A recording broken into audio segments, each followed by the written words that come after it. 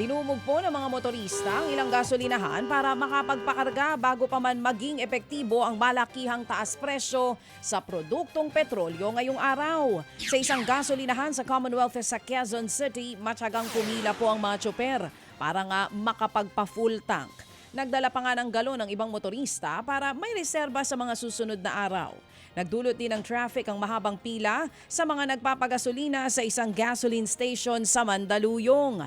Habang ang isang istasyon naubusan naman daw agad ng supply. Epektibo po ang malakihang taas presyo sa produktong petrolyo simula kaninang alas 6 ng umaga. Plano naman pong mag-iba ng estratehiya ng kampo ng dating Pangulong Rodrigo Duterte para makalaya po siya sa pagkakakulong sa International Criminal Court o ICC sa The Hague sa the Netherlands. Ayon po kay Attorney Salvador Panelo, plano ng legal team ni Duterte na questionin sa United Nations ang jurisdiction ng ICC sa kaso po ng dating Pangulo. Kasunod po ito ng desisyon ng ICC Appeals Chamber na pagtibayin ang naunang desisyon ng pre-trial chamber na huwag nang palayain si Duterte. Nanindigan po ang kampo ni Digong na wala umanong karapatan ng ICC na usigin ang dating Pangulo. Naharap nga po sa kasong crimes against humanity si Duterte dahil pa rin sa mga nangyaring patayan noong war on drugs. Inaprubahan naman po ng Sandigan Bayan ang mosyon ng prosekusyon na i-hold muna ang 16 na ari-arian ng puganteng dating congressman na si Zaldico. Layunin po ng desisyon na tiyakin na nasa kamay pa rin ng korte ang mga ari-arian para may mabawi pang pambayad o danyos kung hatulang guilty si Ko sa kaso. Wanted pa rin po ang dating mambabatas dahil sa kinakaharap na kaso kaugnay sa maanumalyang flood control project. Sa Nauhan Oriental, Mindoro, naaabot po sa 289 million pesos ang halaga.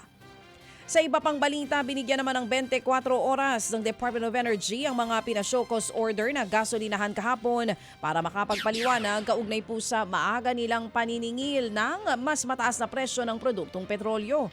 Ayon kay Energy Secretary Sharon Garin, hindi na muna nila basta-basta ipapasara ang mga mandurugas na gasolinahan.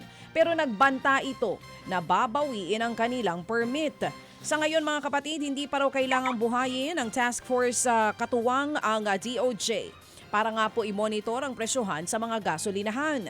Pero mahigpit na daw ang pagbabantay ng DOE sa pagpapatupad ng malakihang taas presyo. Tiniyak din po ng kalihim na sapat ang supply ng langis sa bansa hanggang sa buwan ng Abril. Pero aminado si Garin na hindi pa nila masabi kung lalong tataas ang presyo ng krudo sa mga susunod na linggo o buwan. Bunsod po ng gera sa Middle East. Pabor din po ang DOE na muling buhayin ang usapin tungkol sa oil deregulation law. Lalo't walang kontrol ngayon ng gobyerno sa presyohan ng langis sa merkado. Hindi nga tayo nagre-regulate. Hindi pa natin makita ng transparency.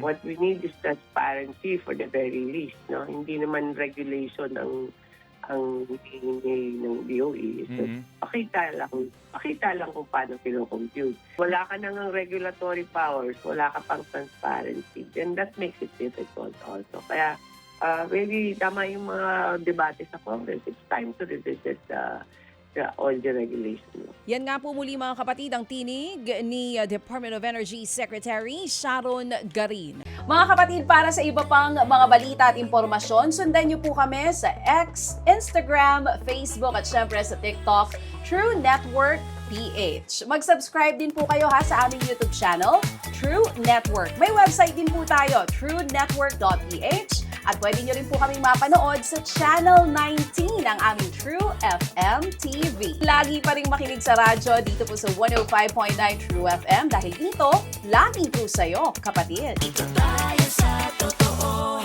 tunay at tapat.